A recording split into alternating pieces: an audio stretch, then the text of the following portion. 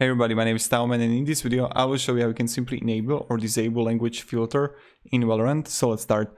The first thing you want to do is go to settings, just press escape, or in the menu go to settings, and then just click here on general. And in general you're gonna see like here explicit language filter, and you can like disable it or enable it. It's really up to which one you do or what you do. So right here click off or on. And that's pretty much it. So yeah, again, escape, explicit language filter in general, just scroll down below and just go with the on or off.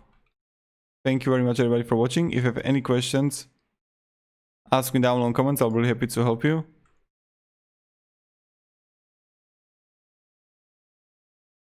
And yeah, goodbye.